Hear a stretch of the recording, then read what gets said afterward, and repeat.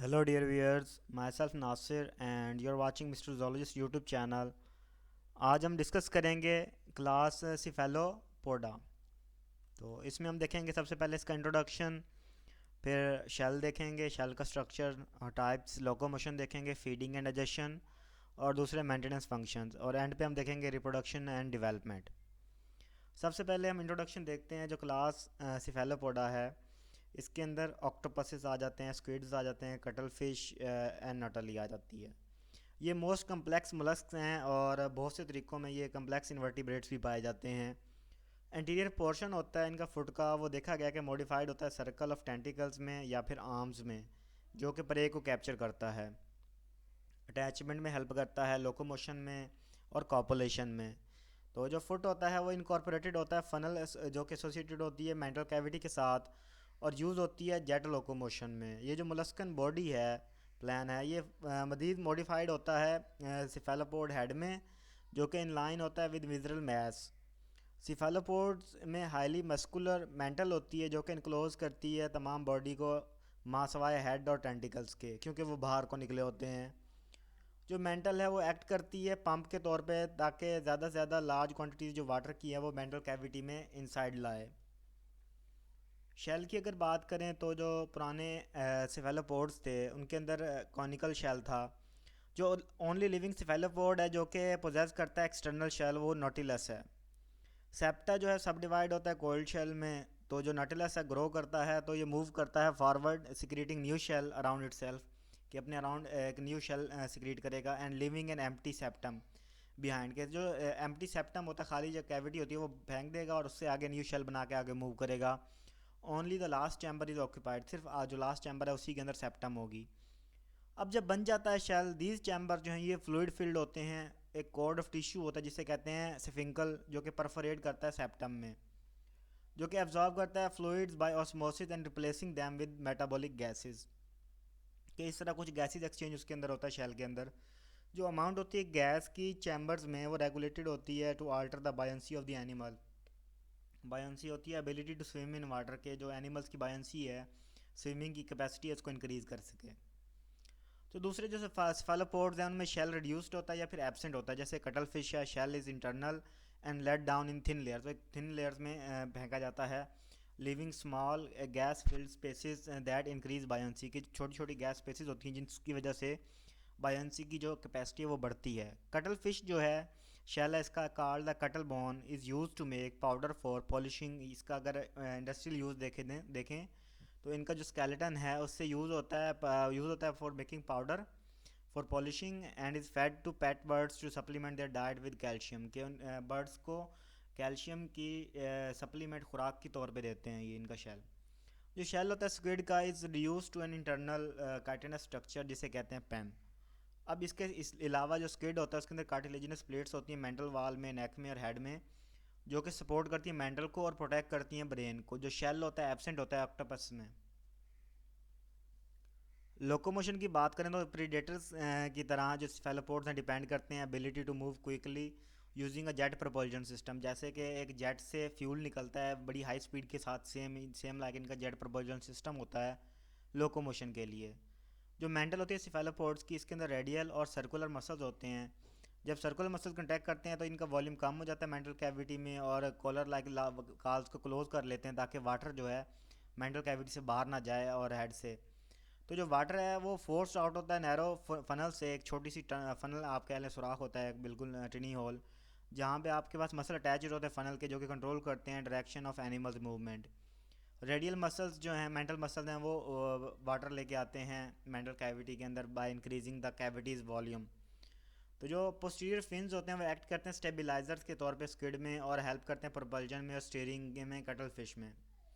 जो flying skid होता है उसके अंदर क्लॉक्ड होते हैं at speeds of 30 kilometre per hour, इतना तेज़ चल सकता है वो।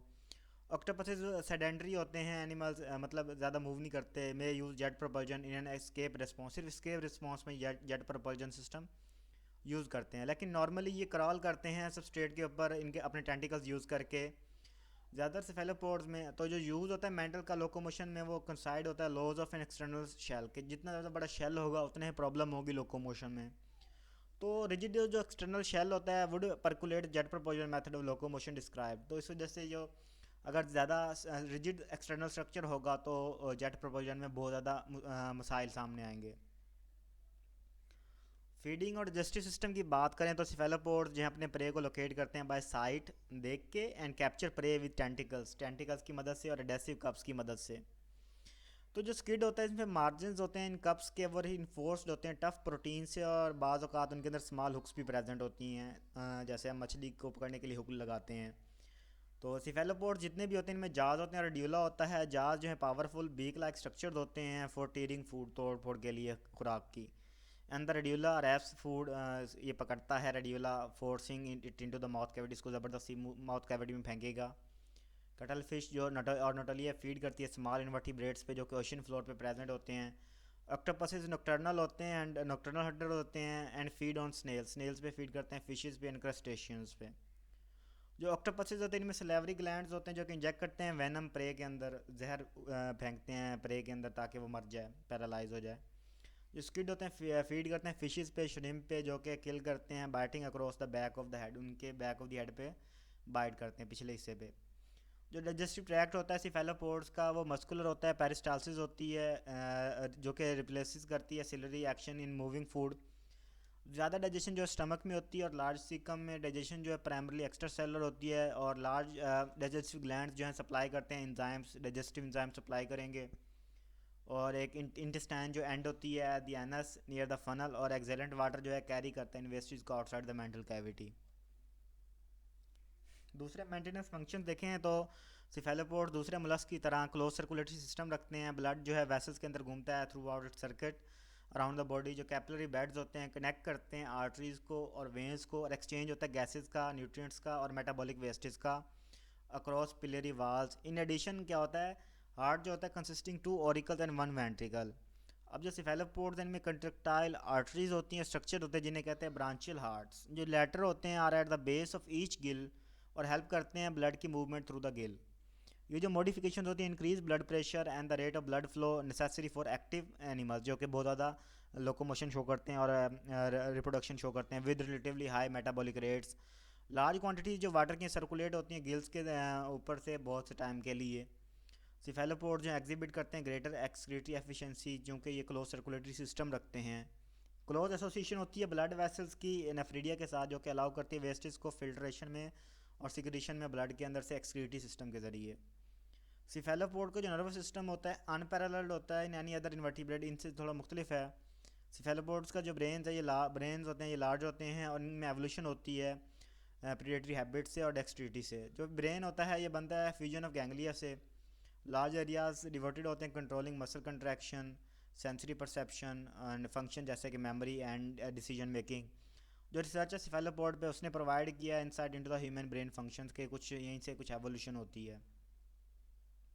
जो आइज़ होती हैं ऑक्टोपसिस की, कटल फिश की और स्क्विड की, वो सिमिलर होती हैं वर्टिब्रेट आइज़ की तरह। तो तो उसके अलावा जो नर्व सेल्स हैं वो लीव करते हैं आई को from the outside of the eye ball so that no blind spot exist.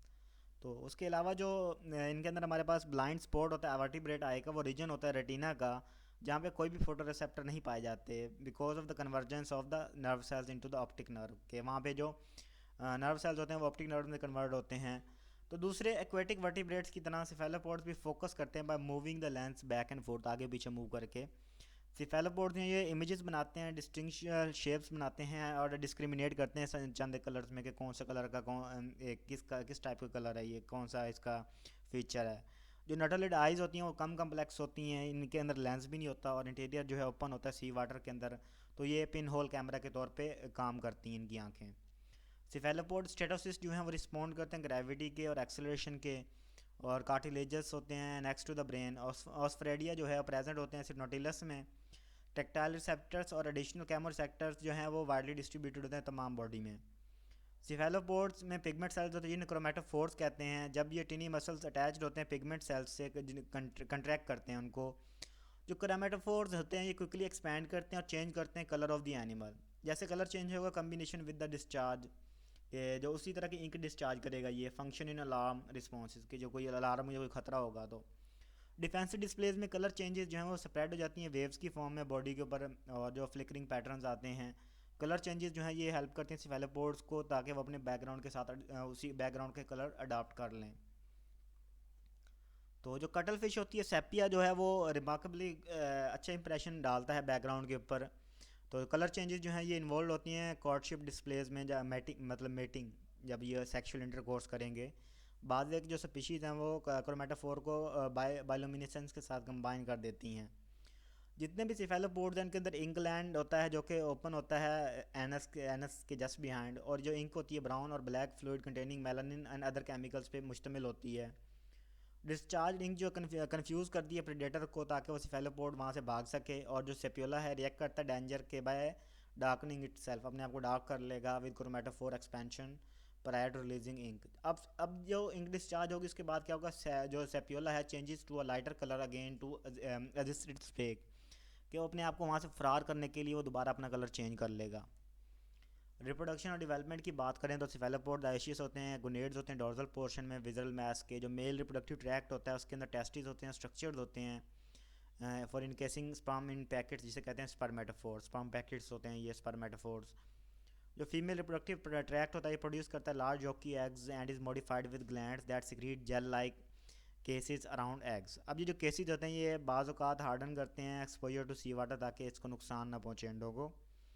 एक जो टेंटिकल है मेल सिफेलोपोड्स का, जिसे कहते हैं हेक्टो कॉटिलस, जो ये मॉडिफाइड होता है स्पर्मेटोफोर का और ट्रांसफ़र होता है आगे करता है एग्स को।